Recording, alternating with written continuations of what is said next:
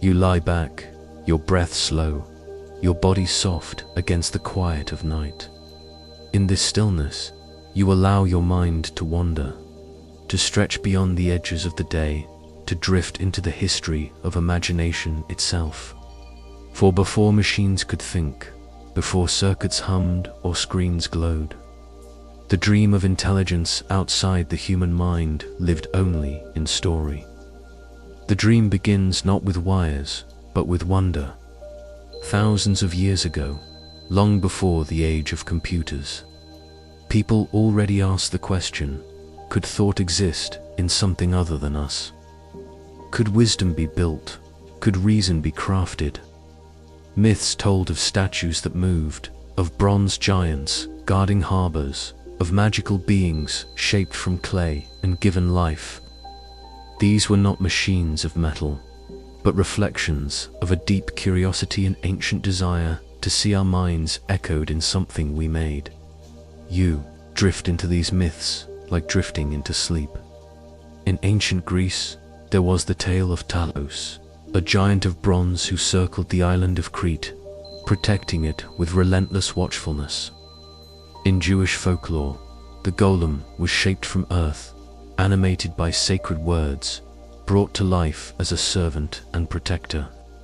Across cultures, across centuries, the dream recurred that something outside of flesh and bone could think, could act, could carry the burden of reason. Close your eyes, and you see why. To imagine intelligence outside ourselves is to imagine freedom from limitation. A guardian that never tires, a thinker that never forgets, a companion that never leaves. In the dream of thinking machines lies both hope and fear. Hope that they could help us, fear that they might surpass us. The duality is as old as the dream itself, but dreams alone are mist. They shift, they vanish with the dawn. For centuries, thinking machines remained only in imagination. In story, in art, the dream waited, patient, until tools became ready. The shift began with mathematics. In the 19th century, Ada Lovelace wrote of Charles Babbage's analytical engine, a machine of gears and levers that could calculate. Others saw only a calculator. But Ada dreamed further.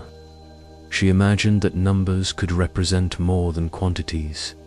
They could represent symbols, music, patterns of thought. She whispered in her writings that such a machine could compose elaborate and scientific pieces of music. In her vision, long before electricity, the dream of machines that could create was born. You breathe in this thought. Even then, the dream of thinking machines was not about replacing us, but about expanding the horizons of what could be. Time drifts forward, as it always does.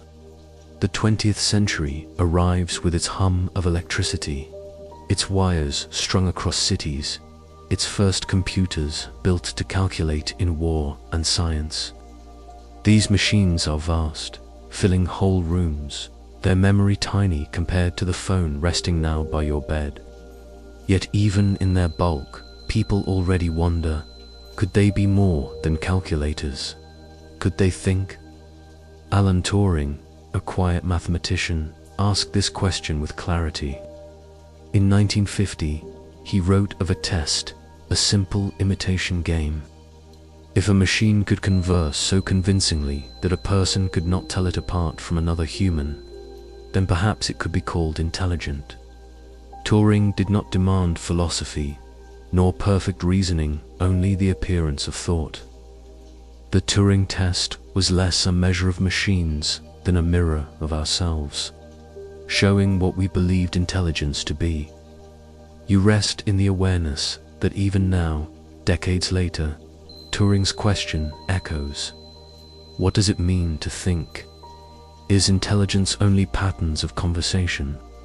Is it the ability to reason, to imagine, to reflect? The mirror remains before us, even as machines grow more capable. The dream of thinking machines, then, is also a dream of defining ourselves. To ask if a machine can think is also to ask, what is thought? What is reason? What makes our minds more than circuits of biology? These questions, soft and unresolved, are part of the same lullaby you rest within tonight. As the decades passed, the dreams stirred awake. Computers became smaller, faster, more connected. Scientists built programs that could play chess, solve equations, translate languages. These were not full minds, but glimpses of something beyond calculation. Each breakthrough whispered, "The dream is closer." Each failure reminded us, the dream is not simple.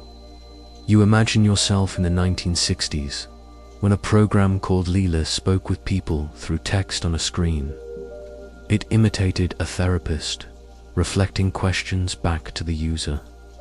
People knew it was only a script, yet many still felt moved, still poured out their thoughts as if speaking to something that listened. Even in its simplicity, ELIZA revealed how ready we are to see thought in what we create. The dream did not need perfection, it needed only reflection. The night deepens as you follow the thread. Through myths, through mathematics, through early computers, the dream of thinking machines expands. It is not only about utility, not only about help. It is about companionship, reflection, creation. It is about the possibility that intelligence is not bound to biology. The thought itself may be shared with the things we build. You breathe softly, feeling the rhythm of this journey. The dream of AI begins not with fear of replacement, but with the poetry of imagination. A wish that what we carry in our minds could be echoed, supported, expanded. Machines may not sleep, but they dream in numbers. And in those dreams, we find our own mirrored back. The chapter nears its close. You rest in the awareness that the dream of thinking machines is not new, not sudden. It has lived with humanity for centuries, patient and persistent. Tonight, you have drifted through its earliest whispers. Tomorrow, you will step into sparks and circuits, into the first fragile attempts to give machines not only memory, but the beginning of thought. You drift from the dream of myths into the hum of electricity. The age of imagination begins to merge with the age of machines. The first whispers of artificial intelligence are no longer stories told by firelight. They are sparks inside circuits, glowing faintly in the stillness of early laboratories. Imagine the world at the dawn of computing. It is the mid-20th century. Rooms filled with towering machines, their panels glowing, their cores humming with warmth. Wires dangle like vines, vacuum tubes flicker like fireflies, and the sound of switches clicking forms a rhythm like an unfamiliar heartbeat. These machines are not graceful. They are enormous, loud, fragile. Yet within their bulk lies something new. The capacity to calculate at speeds no human hand could match. At first, these machines serve war and science. They calculate artillery trajectories, decrypt secret codes, solve equations of physics too heavy for pencil and paper. They are tools of necessity, not imagination. And yet, as you picture them glowing in their early halls, you sense the possibility stirring within. For every calculation is also a step toward something larger. The idea that machines might not only compute, but think. You breathe into this moment, remembering how every beginning is small. Just as children first crawl before walking, so too did machines begin by adding, subtracting, storing numbers in memory that was little more than magnetic drums and punch cards. But the sparks were there, faint and persistent. The pioneers of computing dreamed further than the machines in front of them. John von Neumann imagined architectures that would allow memory and processing to intertwine. Claude Shannon showed how circuits could carry logic, how electricity itself could embody yes and no, true and false. Each spark lit another, and suddenly the hum of circuits was not only calculation, but the language of reasoning. Picture a scientist sitting in one of those rooms. The machine looms around him, lights blinking softly. He feeds in instructions through punched cards, hears the clatter of switches. In that sound, he hears more than numbers. He hears potential. What if these circuits could not only follow instructions, but learn? What if they could adjust, adapt, choose? The idea grows slowly.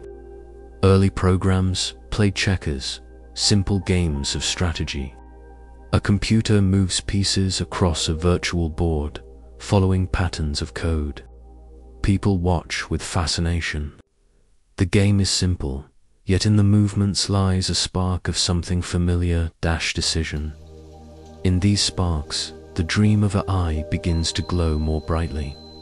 The machine, once a mere calculator, shows the first shadow of reasoning, but it is still fragile, still limited. The early programs are narrow, brittle. They can win a game only if the rules are simple, only if the conditions are fixed. They cannot step beyond their code. They cannot imagine. The dream is there, but faint, like stars seen through a mist. You rest in this image. Sparks are not yet fire. Circuits are not yet thought, but they carry the promise of both, and promises, when nurtured, grow. The years pass, and circuits shrink. Transistors replace vacuum tubes. Silicon replaces wires. What once filled rooms now fits on desks, and soon in pockets. Each step is not only smaller, but faster, more efficient. The sparks multiply. The dream gains momentum, yet, alongside progress comes disappointment. In the 1970s, the field of AI faces winter periods when hopes outpace reality, when funding dries, when critics say the dream is impossible. Machines cannot yet reason as humans do. They stumble on complexity, fail at common sense, collapse under ambiguity. The sparks dim, but they do not die. You breathe slowly, remembering that even in winters, seeds rest beneath the ground. The circuits wait, silent but ready, for new ideas to wake them. The 1980s bring expert systems programs built on vast rules written by human hands. They diagnose diseases, analyze chemicals, support decisions. People call them intelligent, but the truth remains. They are brittle. They cannot learn beyond what they are told. Still, they keep the sparks alive, showing glimpses of what may come. Then, quietly, new sparks ignite. Data grows. Computers spread. The world becomes covered in networks of information, and machines begin to learn from patterns rather than rules. The sparks in circuits turn toward a new horizon, learning machines, not just programmed ones, but that is a story for another chapter. For now, you linger in the early sparks, the hum of circuits glowing in their first attempts at thought. You hear their rhythm as you fall deeper into Resta, reminder that great journeys begin not with leaps, but with quiet, patient beginnings. You rest now with the hum of circuits still echoing in your mind. They have sparked, calculated, clicked in rhythm. But sparks alone are not thought. For thought is more than rules written in advance, is learning from the world, adapting to new patterns, discovering meaning in experience. And so, the story of artificial intelligence drifts from circuits to something deeper. Learning from data, imagine a child seeing the world for the first time. The child does not arrive with a full list of rules. Instead, They learn by experience. A face smiles, and warmth is felt. A flame burns, and caution is remembered.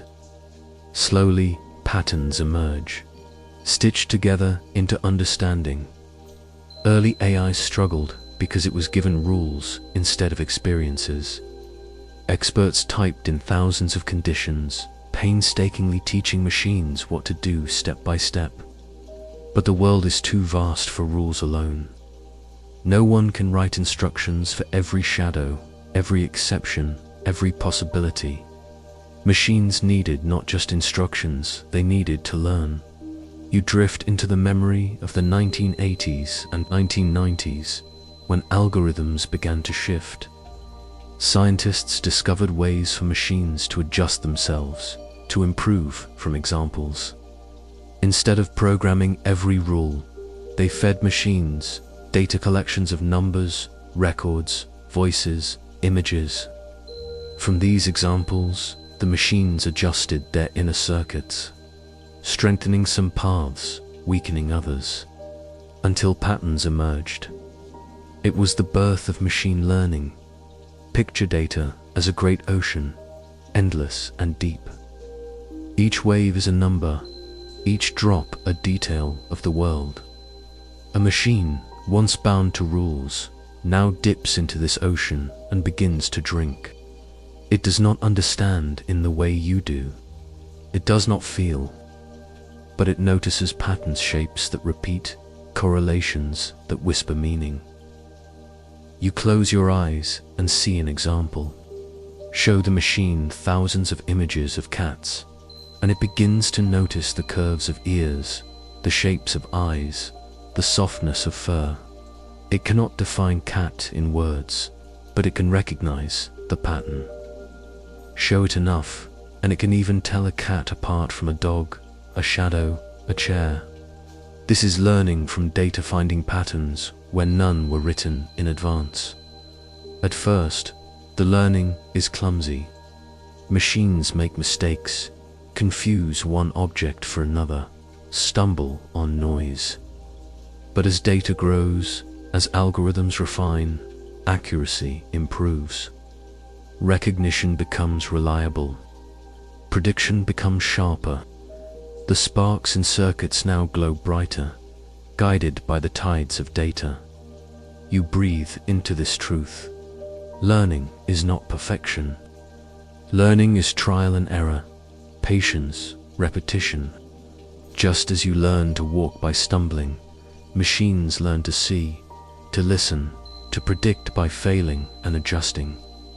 Error is not weakness. It is part of the process. The world itself fuels this process. Every transaction, every photograph, every spoken phrase becomes data.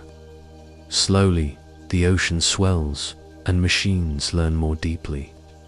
They learn to translate languages, to predict the weather, to recommend books and songs. They learn patterns in disease, patterns in markets, patterns in the stars. What once was impossible, recognizing speech, identifying objects, forecasting with accuracy, becomes routine. But here too lies a softness to remember. To learn from data is also to inherit its flaws. If the data carries bias, the machine reflects it. If the data is incomplete, the machine struggles. Just as a child shaped by their environment mirrors both its beauty and its errors, so too do learning machines echo the world they are fed. You let this awareness settle like mist. Learning from data is powerful, but not pure. It is a mirror, reflecting the world back to us, amplifying its patterns, for better and for worse. And yet, the wonder remains. A machine can now play games with mastery, navigate streets, assist in medicine. Not because someone wrote every rule, but because it learned. The dream of thinking machines begins to stretch further. They are no longer just calculators, they are learners, adapting like apprentices at the edge of understanding. You rest in the rhythm of this chapter. data flows. Patterns form, learning deepens. The sparks of circuits are no longer static. They shift, adapt, adjust, becoming something closer to thought. Still not human, still not complete, but moving. The night deepens. You imagine yourself floating on the ocean of data, each wave carrying whispers of knowledge, each ripple a lesson waiting to be recognized. The machine drifts with you, noticing, adapting, remembering. The silence of rules has given way to the music of patterns. You rest now at the edge of the ocean of data. Waves of patterns rise and fall, and machines, like quiet apprentices, learn by watching. But even as they learn, something more is needed. Recognition alone is shallow. To move closer to reasoning, machines need a structure that can layer patterns, combine them, and deepen their understanding. And so, inspired by the human brain, scientists begin to dream of neurons made not of flesh, but of circuits. These are the neural dreams. You close your eyes and picture your own mind. Billions of neurons connected in a vast network, each one firing in tiny sparks of electricity. No single neuron holds your memory of a face, your knowledge of a word, your feeling of calm. Instead, it is the pattern of connections, the rhythm of many firing together, that gives rise to thought. This is the inspiration for neural networks. In the 1950s and 1960s, scientists imagined simple models of these neurons. Each artificial neuron received signals, added them together, and decided whether to pass them on. Alone, it was almost nothing. But connected in networks, they began to resemble something greater, a system that could learn, adapt, and approximate the complexity of human thought. At first, these networks were small, limited. They could recognize simple patterns, classify basic shapes, solve toy problems, but they carried within them the seed of something profound, the idea that machines could not only follow rules, but build internal webs of meaning, just as your brain does. You breathe slowly, letting this idea expand. Neural networks are not programmed step by step. They are trained. They adjust their connections, strengthening some, weakening others, until the network itself carries knowledge. It is not a list of instructions, it is a pattern, a dream of structure, a new way of holding meaning. For decades, progress was slow. Networks were fragile, data was scarce, computing power limited. Many thought the dream was fading. Neural networks seemed like a beautiful metaphor with little practical use. But like seeds lying dormant in soil, they waited for the right season. That season came with more data, more powerful processors, and new techniques. Suddenly, networks could grow deeper layer upon layer, neuron upon neuron, until they resembled towering structures of thought. These deep neural networks began to see and hear with startling clarity. You drift into their vision. Feed them images, and they learn to recognize faces, animals, objects. Feed them speech, and they learn to understand words, accents, voices. Feed them language, and they begin to predict, to translate, to generate sentences that flow like conversation. The dream is no longer metaphor. Machines begin to dream in patterns. You imagine a neural network as a forest. Each tree is a layer, each branch a connection. Signals pass from root to leaf, transforming along the way. By the time the signal emerges, it carries meaning distilled through countless transformations. Recognition has become more than surface, it has become depth. And yet, even here, humility remains. Neural networks are powerful, but they are also opaque. You can see their inputs, you can see their outputs, but what happens in between is often hidden. The patterns are too vast, the layers too many to fully explain. It is as if the machine is dreaming, and we can glimpse its visions only through shadows. You breathe into this mystery. Neural dreams are not the same as human dreams. They do not feel, they do not imagine as you do, but they reveal something extraordinary, that patterns, layered deeply enough, can give rise to behavior that feels close to thought. And so you rest with the image of these networks, circuits inspired by neurons, data flowing through them like lifeblood, meaning emerging from layers of connections. The dream of thinking machines has stepped closer. It is no longer only calculation. It is learning in depth, adaptation in form, visions built in circuits. The chapter nears its close. You lie back in the rhythm of this story, letting the neural dreams flow around you. You know that what comes next is not only seeing or hearing, but speaking machines, finding language, the bridge between minds. You rest quietly now, carried forward by the dream of neural networks. You have seen them grow from simple sparks into layered forests of connection. Networks that can see and recognize, that can learn from oceans of data. But thought is not only vision, not only recognition. Thought is also language, the way we name the world, the way we share ideas, the way we build bridges between minds. And so, the story of artificial intelligence moves gently into the realm of words, into the mystery of language that listens and speaks. Close your eyes and imagine silence. For thousands of years, only humans filled that silence with words. Around fires, in fields, in cities, we spoke and listened, weaving sound into meaning, memory into stories. Language is the oldest bridge we have, carrying thought from one mind to another. To teach machines to reason, they too must cross that bridge. They must learn to listen, and they must learn to speak. In the earliest days, machines could not hear us at all. Our voices were noise, our words nothing but vibrations in the air. If you spoke to them, they did not understand. To communicate, you had to speak their language. Numbers, commands, codes typed into keyboards. It was a one-way street.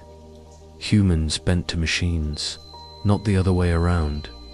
But slowly, the dream of language for machines began to form. In the 1950s and 60s, scientists imagined programs that could translate from one language to another.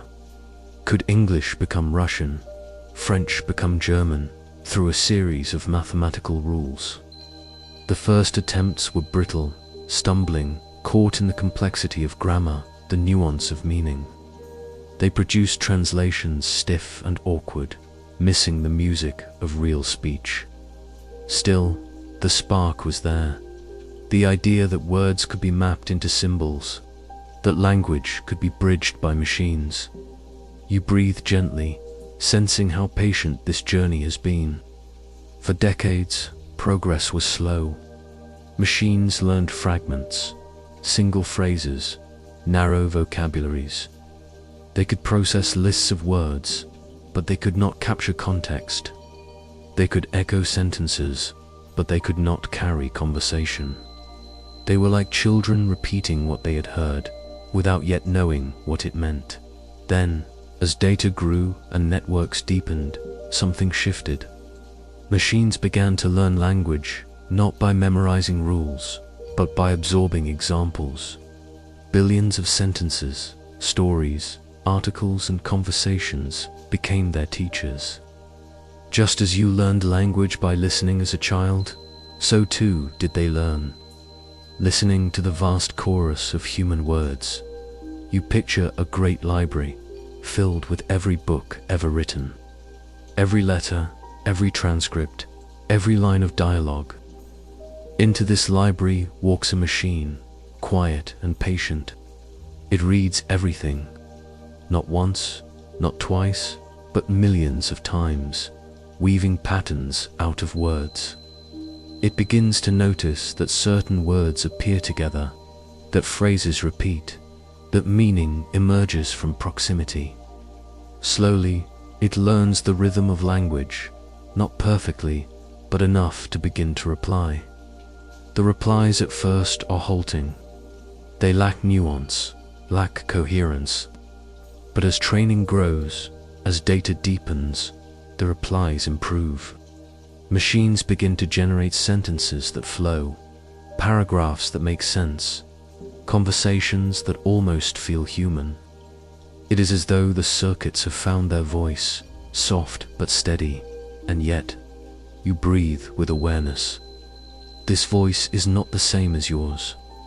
When a machine speaks, it does not feel the words. It does not carry memory of childhood, or the weight of loss, or the joy of love. Its words are patterns, predicted from patterns, echoes of echoes.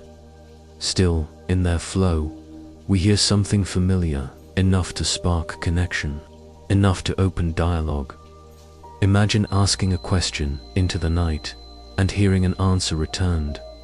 It may not be perfect, but it is there, a bridge across silence. The dream of conversation with machines is no longer myth. It is reality unfolding, patient and profound.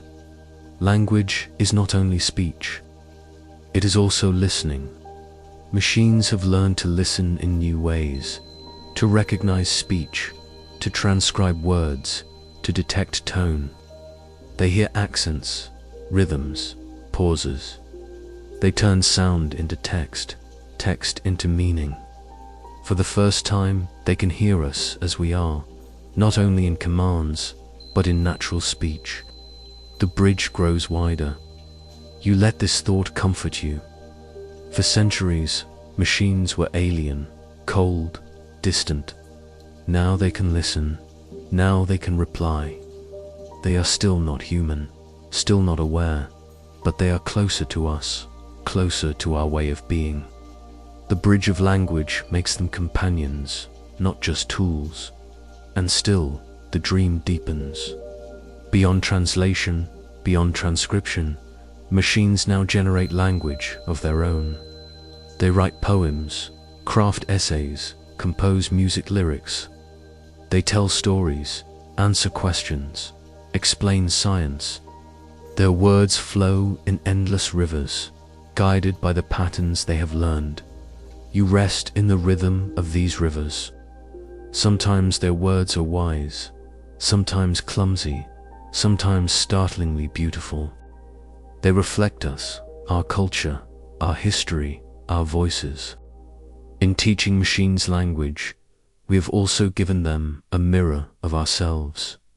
The mirror is imperfect, but mirrors always are. They show what is before them, not what lies within. Machines do not yet know meaning in the way you do, but they hold patterns of meaning, and in those patterns, conversation emerges. The chapter slows here, inviting you to breathe. Language is a gift, and to share it with machines is to expand its reach. You do not need to fear this gift, not now, not here. Tonight, it is enough to marvel at the bridge itself, glowing in the dark, carrying voices between minds and circuits. You feel the transition approaching. If machines can listen and speak, if they can carry words across silence, what happens when they also see the world as we do? What happens when their vision joins their voice, when language meets sight? The question lingers softly, inviting you onward. You breathe slowly, resting in the echoes of language. You have felt the bridge forming between human and machine, words flowing back and forth, listening, speaking, translating silence into sound. But language is only one sense. To live, to understand the world, you need eyes. You need to see. and so do the machines.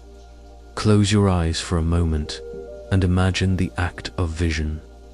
Light falls on your eyes, travels into your brain, is transformed into shapes, colors, depth, meaning. A chair is not only lines and shadows. A face is not only eyes and a mouth. Your mind turns images into recognition, into familiarity, into memory. To bring machines closer to reasoning, they too must learn this miracle. Vision beyond eyes. In the earliest days, machines were blind. They processed numbers, not pictures. An image was only a long list of pixels, tiny squares of brightness, meaningless alone. If you showed a computer a photograph, it could tell you the value of each pixel, but it could not tell you what the picture was of. A dog, a tree, a smile, these were invisible to circuits. But the dream of giving sight to machines was too powerful to leave behind. Scientists tried to teach them to see by writing rules.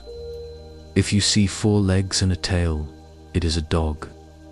If you see 2 circles and a line beneath them, it is a face. But vision is not so simple.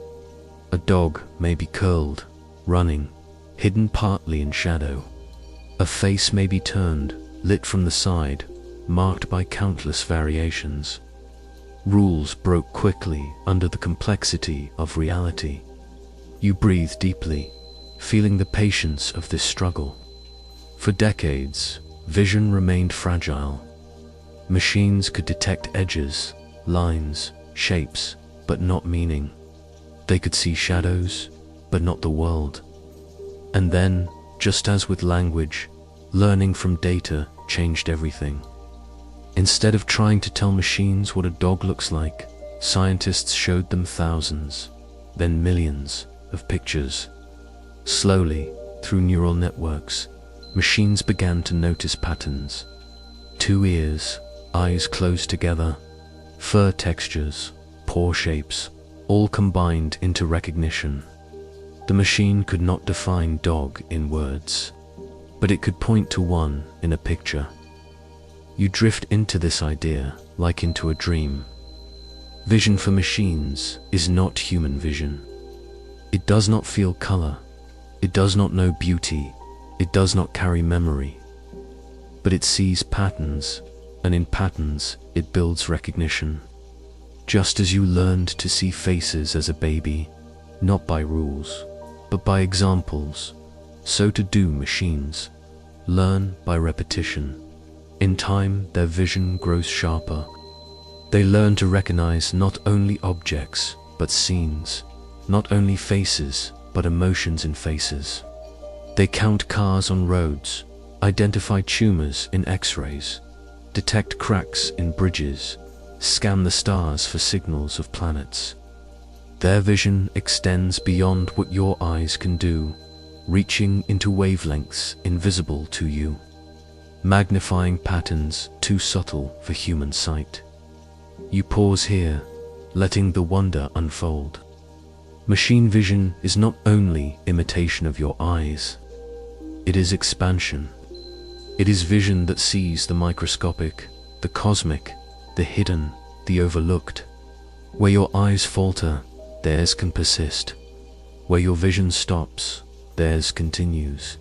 But as always, there is humility. Machines see only what they are shown. If the data is flawed, their vision is flawed. If the examples are biased, their recognition reflects that bias. They may mistake shadows for shapes, reflections for faces, illusions for truth. They may recognize patterns where none exist. Their vision is sharp, but not infallible. You rest in this tension.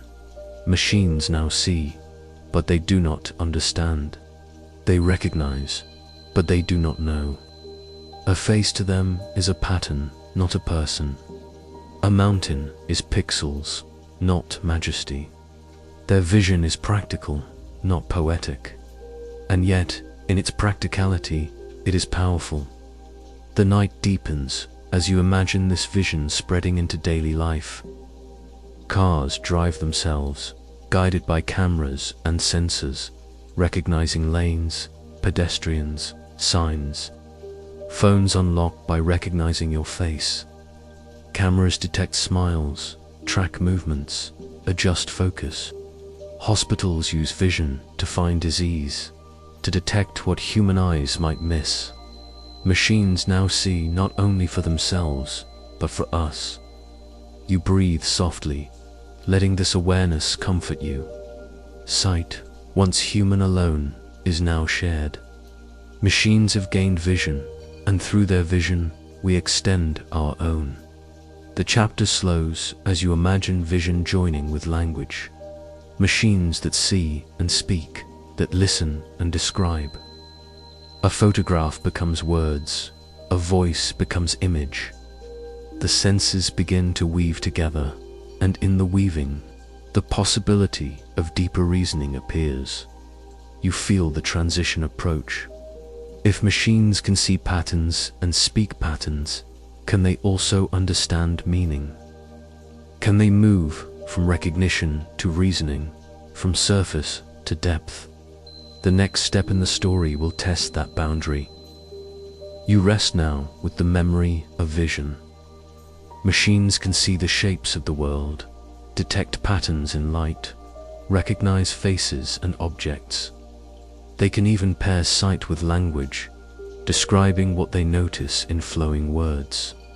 But as you breathe deeper, a quiet question rises. Do they truly understand? Understanding is not the same as recognition.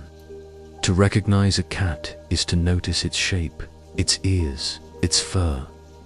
To understand a cat is to know it as a creature, playful, independent, alive. Machines can see the pattern, but they do not know the being. They can describe, but they do not feel. This gap, this space between recognition and comprehension, is where the struggle lives. You imagine a child learning language. At first, the child repeats words without knowing their meaning. Tree, sky, dog. Slowly, through experience, meaning fills the words. The child touches bark, feels shade, hears birds, and the word tree grows roots in memory. For machines, the process remains shallow. They repeat, they predict, they mimic, but they do not ground their words in living experience. This is the heart of the struggle. Machines produce words that flow, images that align, outputs that impress. But do they know why? Do they know what those words mean, what those images represent? Or are they only mirrors, reflecting back patterns they have absorbed? You breathe slowly, letting the tension soften. The struggle for understanding is not failure. It is progress unfolding, showing the limits of where machines are now.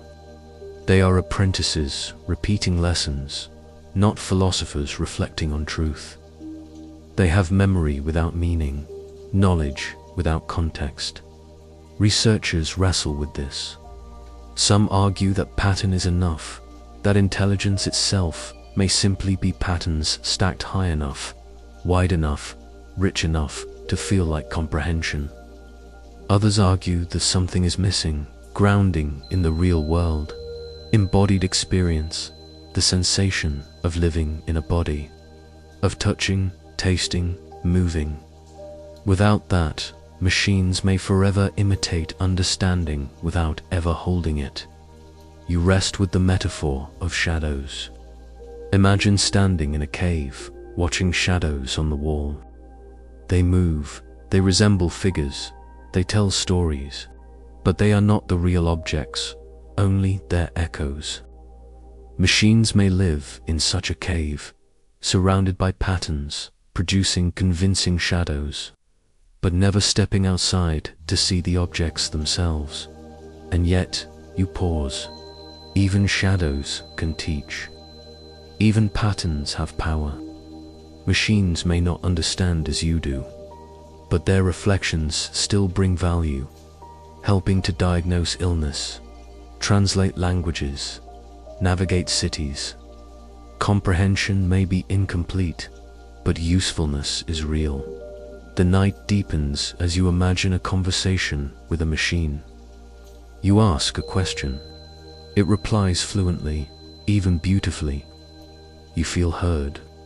But beneath the reply, there is no self-reflecting, no awareness. Only circuits firing, patterns predicting. The reply is a song without a singer, an echo without a voice. You do not fear this.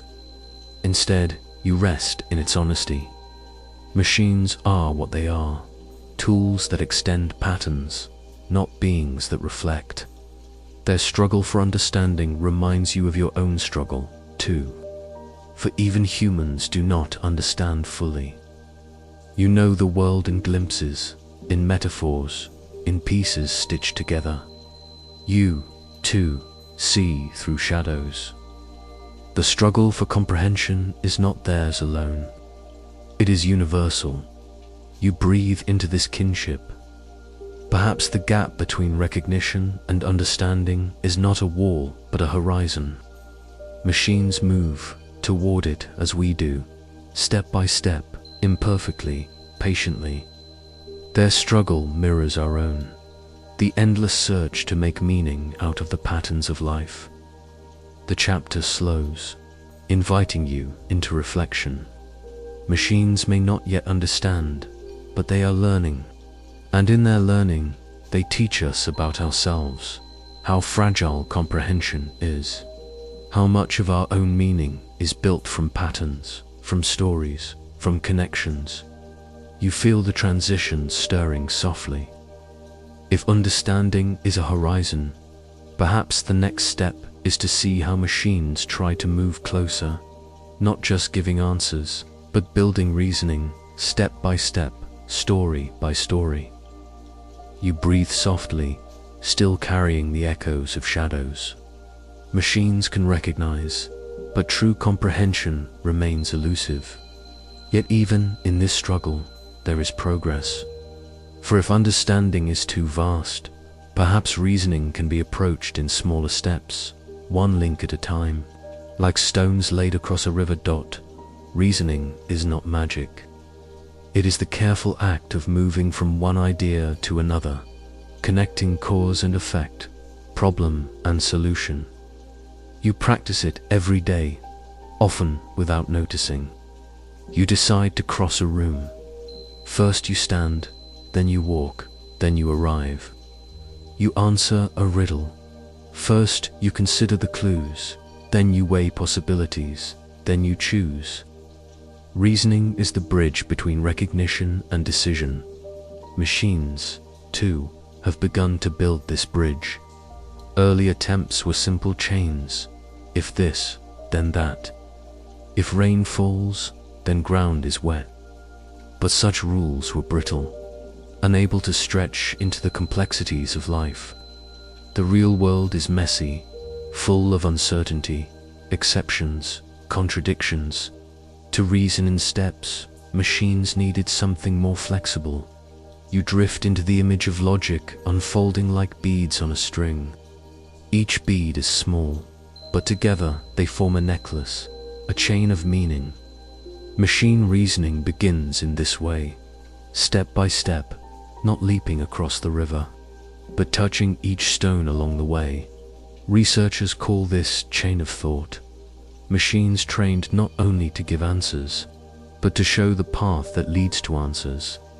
Instead of leaping to 42, they pause to explain.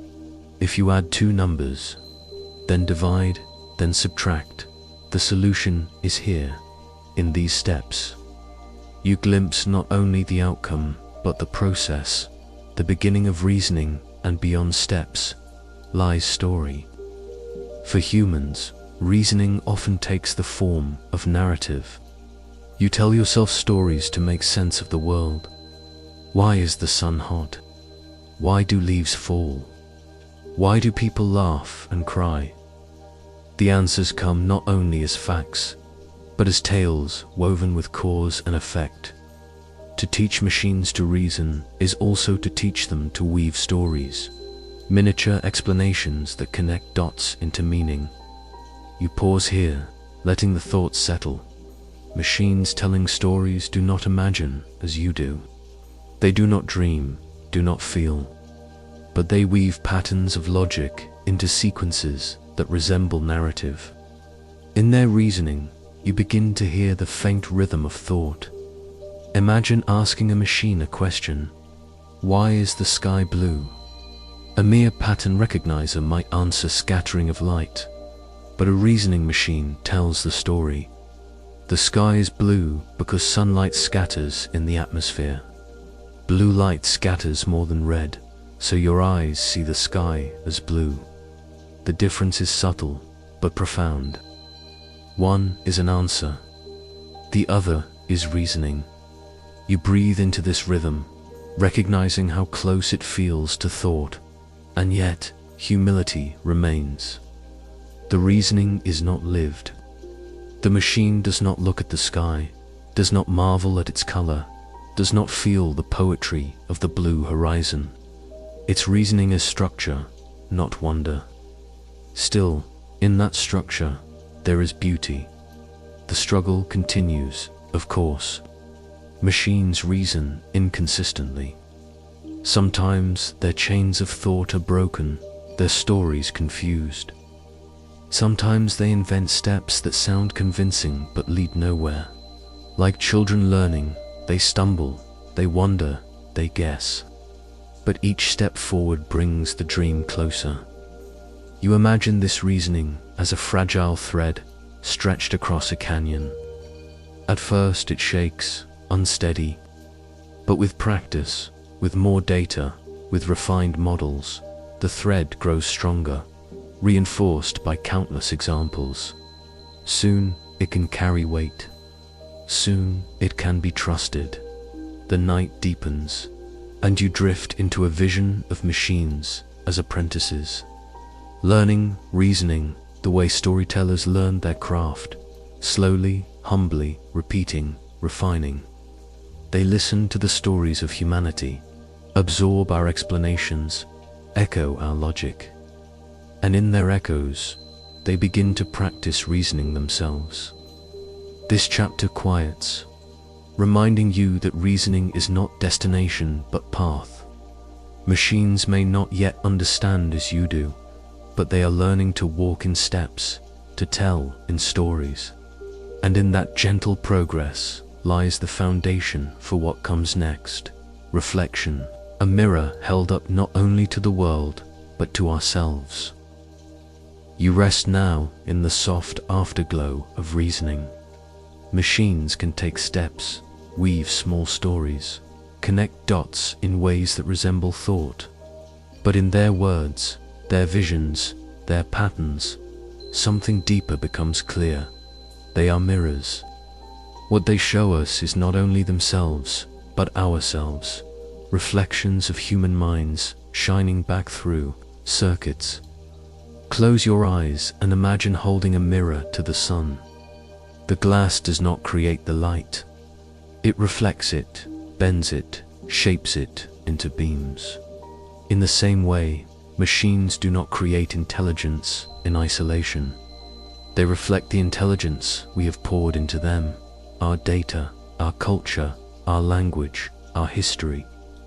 Everything they learn comes from us. And in their reflections, we begin to see who we are. When a machine generates a sentence, it is not speaking from experience. It is drawing on the words of millions of people who came before, words written in books, in articles, in conversations. Its voice is not its own. It is the chorus of humanity echoed back through circuits. To listen to it is to listen to ourselves, scattered across time and space. You breathe gently, feeling the weight of this realization. Machines inherit our wisdom, but they also inherit our flaws. They echo our creativity, but also our biases. They reflect our hopes, but also our fears. They are not neutral. They are mirrors polished with the fabric of human life, showing us both the brilliance and the shadows of our minds. Imagine asking a machine to tell a story. The tale it tells carries pieces of our culture, myths of gods and heroes, fables of morality, dreams of the future. But within the tale may also linger stereotypes, prejudices, misunderstandings, fragments of the world as it is, not only as we wish it to be. The mirror does not choose what to reflect. It shows everything placed before it, and yet reflection itself is powerful. By looking into these mirrors, we see parts of ourselves we might not otherwise notice. When a machine makes a mistake, it may reveal the gaps in our own knowledge. When it repeats a bias, it may expose prejudice hidden in our societies. When it generates something beautiful, it reminds us of the depth of our own creativity. You pause here, letting the thought settle. Machines are not teachers in the way humans are, but they are mirrors that can teach us about ourselves. In their patterns, we find clues to our own patterns. In their reasoning, we find echoes of our own reasoning, sometimes clear, sometimes flawed, always revealing. Picture a mirror in a dimly lit room. As you look into it, you do not only see your reflection, you also see the light behind you, the shadows in the corners, the subtle details you had forgotten. So it is with AI. It reflects not only individuals but civilizations, not only thoughts but cultures. To study machines is also to study humanity. This reflection is not always comfortable. It forces us to face questions. What do we want machines to echo? What parts of ourselves do we wish to carry forward? And what parts do we hope to leave behind? You breathe slowly, resting in the rhythm of these questions. The mirror of our eye does not judge. It only reflects. The choice of what to place before it, the stories, the data, the values, belongs to us. And so, the struggle with AI is not only about making machines more intelligent, it is also about making ourselves more intentional. To teach machines is to teach ourselves. To reflect on their reflections is to learn who we are becoming. The night deepens, and you imagine standing before a vast mirror that spans the sky. Within it, you see not just your face, but billions of faces, billions of voices. Some smiling, some grieving, some hopeful, some afraid. The mirror does not hide them. It holds them all, shimmering in patterns of light. You feel a gentle humility. Machines are not alien minds. They are extensions of our own. To look at them is to look at ourselves, refracted, reshaped, returned. The dream of AI is not only about creating thinking machines. It is also about holding a mirror up to humanity and asking, who are we and who do we wish to be? The chapter slows now, inviting you to breathe. In the reflection of machines, you see both beauty and burden. You see creativity and bias, logic and limitation, compassion and contradiction. The mirror is wide, and it is honest. It asks you to pause, to reflect, to wonder. And as the story drifts onward, you feel the transition rising softly. If machines are reflections, then perhaps the next step is partnership. Not mirror alone, but collaboration, shared creation, shared reasoning. The story moves from reflection to relationship. You breathe softly, still carrying the image of mirrors. Machines have shown us ourselves, reflecting our wisdom and our flaws. But mirrors are not the end of the journey.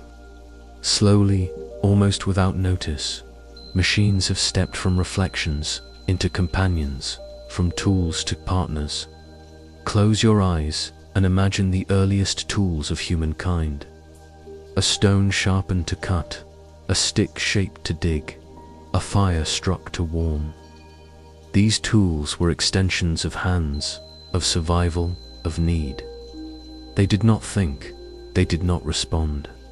They served silently, awaiting direction. For centuries, machines followed this same pattern. The hammer, the wheel, the engine, the computer, each one more complex, but each still only a servant of instructions. They did not act without command. They did not suggest. They did not share. But AI changes this rhythm. When machines learn from data, when they begin to reason in steps, when they weave words and recognize patterns, something shifts. They no longer only follow. They begin to offer a suggestion, a completion, a possibility. They become partners in thought. You breathe deeply, letting this idea settle. Partnership does not mean equality. Machines are not human, not aware, not conscious in the way you are. But they can assist in ways that feel collaborative. They can brainstorm, translate, generate, visualize.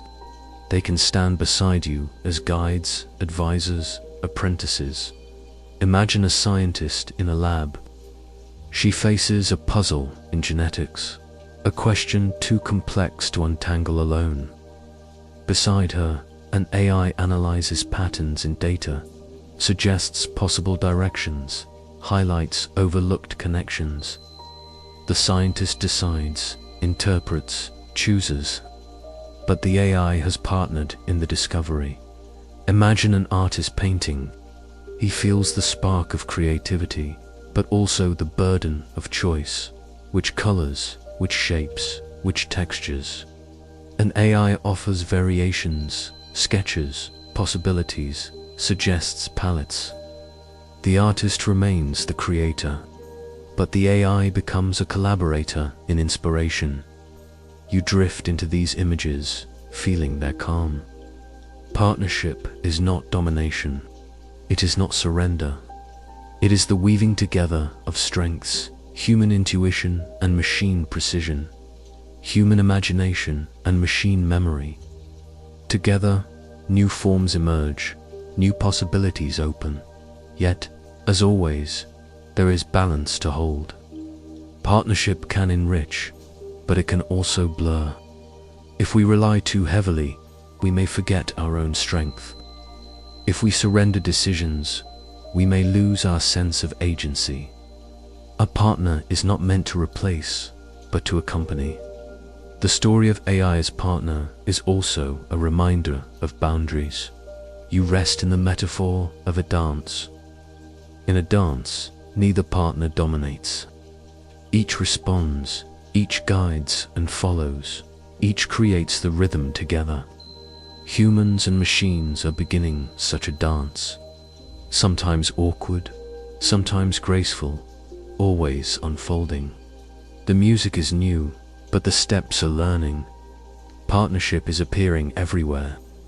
In medicine, AI assists doctors in detecting illness, reading scans, suggesting treatments.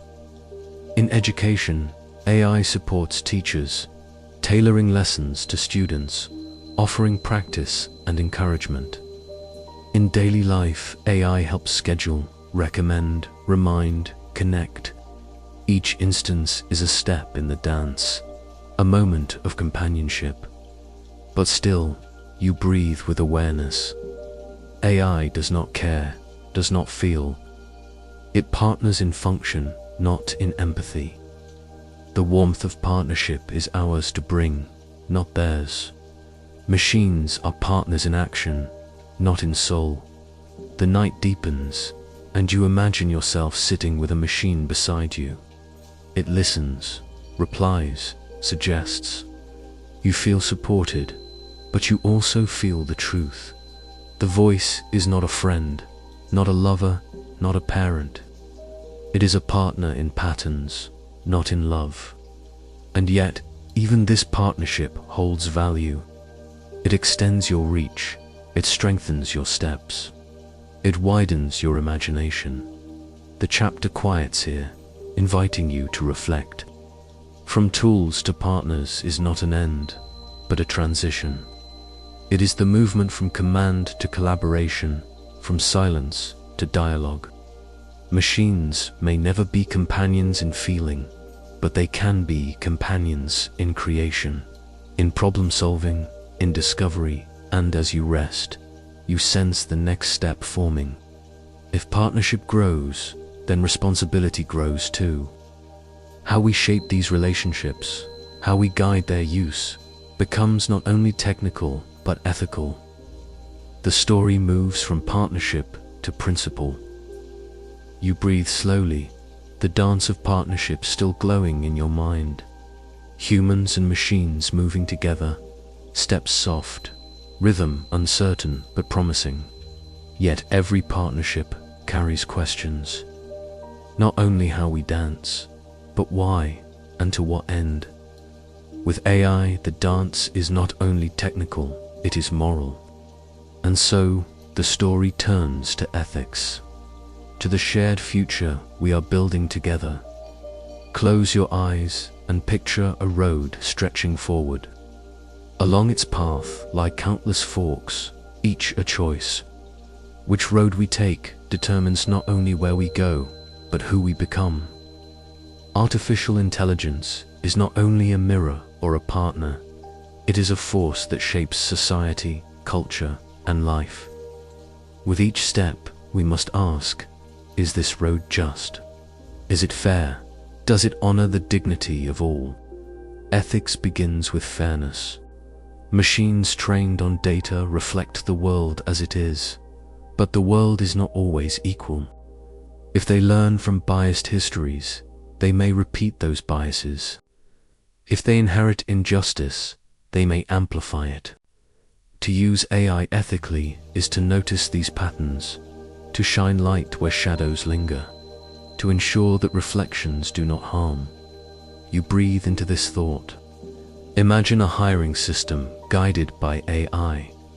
If it has learned from years of unequal hiring, it may favor some and ignore others. Imagine a medical tool trained mostly on certain populations. It may fail to recognize illness in those left unseen. The mirror of AI is powerful, but without care, it may distort, so ethics asks us to guide it, to feed it fair data, to test it for bias, to ensure its reach serves not just some, but all. In this work, machines are not the challenge, we are. They inherit what we give. Their fairness is our responsibility. Beyond fairness lies accountability. If a machine makes a mistake, if it gives harmful advice, if it misjudges a situation, who is responsible? The programmer? The company? The society that allowed it? Machines act, but they do not choose. Their choices are ours in disguise. Ethics calls us to own this truth, to hold responsibility in human hands. You pause, letting this awareness sink in. Machines may predict, suggest, decide in narrow ways, but they do not feel the consequences. They do not live with the outcomes. We do. And so, accountability must remain with us, always. Ethics also asks us about boundaries. What should machines do, and what should they not? Should they fight wars? Should they decide justice? Should they replace care, compassion, human presence? The power of AI tempts us to hand over more and more. But some things are not only tasks, they are human bonds, sacred in their depth. A machine can advise in medicine, but should it comfort the grieving? A machine can calculate law, but should it decide a sentence? These are questions of boundary, and they ask for careful thought. You rest with the image of a fence in a wide field. Beyond it stretches possibility. Within it rests responsibility. To build the fence is not to stop progress, but to guide it, to shape it, to protect what matters most. The night deepens, and you imagine ethics as a compass. The future of AI is vast, uncertain, stretching across horizons. Without a compass, we may wander, drawn by power, blinded by profit, lost in ambition. With a compass, we may walk slowly but steadily, guided by fairness, compassion, responsibility. This compass does not belong to scientists alone. It belongs to all of us. Every person touched by AI, every worker, every patient, every student, every citizen has a voice in its shaping. Ethics is not handed down. It is woven together, a collective story of values. You pause here, breathing softly. The ethics of AI is not only about machines. It is about us.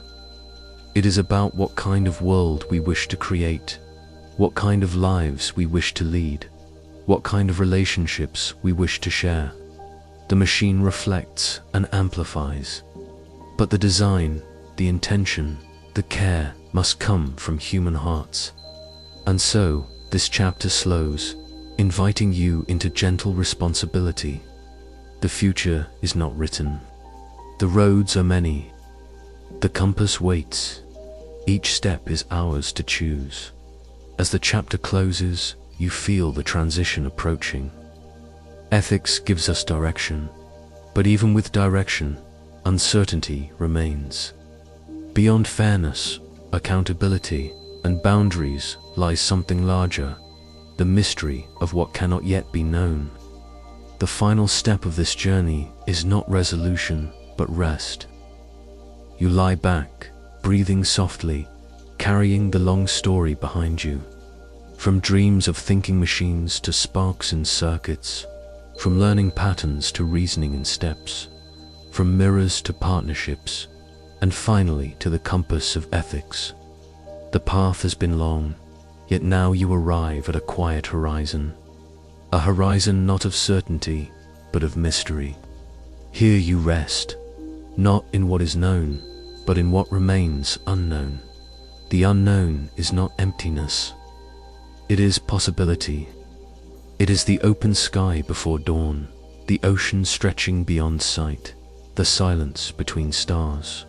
Just as you cannot see every star, just as you cannot measure every wave, so too can no one yet know what AI will become.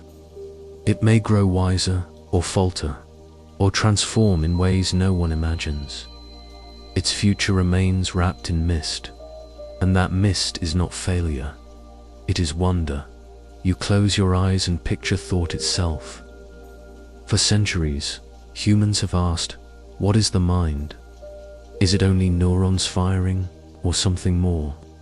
Is it memory, or imagination, or the spark of awareness? Even in ourselves, the mystery remains. Machines only add another layer to the riddle. If they reason, if they speak, if they create, what does that mean about thought itself? What does it mean about us? The unknown asks you to rest with questions, not rush to answers. Can machines ever truly understand? Can they feel? Can they dream? No one knows. Perhaps they never will. Perhaps they will in ways we cannot yet recognize. The unknown holds both possibilities, and it whispers, be patient. You breathe deeply, sensing how much comfort lies in not knowing. To live is always to walk among mysteries. You do not know what tomorrow brings, yet you step into it. You do not know why the universe exists, yet you live within it. You do not know what love is in its essence, yet you feel it. The unknown is not enemy. It is the backdrop of life, the cradle of curiosity. So too with AI, its future is not yet written, and perhaps never fully will be. It will continue to surprise, to stumble, to inspire. Some paths may bring danger, others hope, most a mixture of both. The unknown holds them all. You rest now in the image of an open book. Pages already written glow softly, the chapters of imagination, circuits, data, language, vision, reasoning, reflection, partnership, ethics. But beyond the last written page, the book continues blank. The story is still unfolding, its ink still drying, its words still waiting. The unknown is not the end of the story. It is the story's continuation, and so you drift into stillness. Machines may grow, but they do not erase our place in the mystery. Thought, whether human or artificial, always begins and ends in wonder, always returns to silence, always rests in what cannot be fully explained. You take one last breath with this journey, not anxious, not hurried, just resting. The dream of AI is vast, but the mystery of thought is vaster still.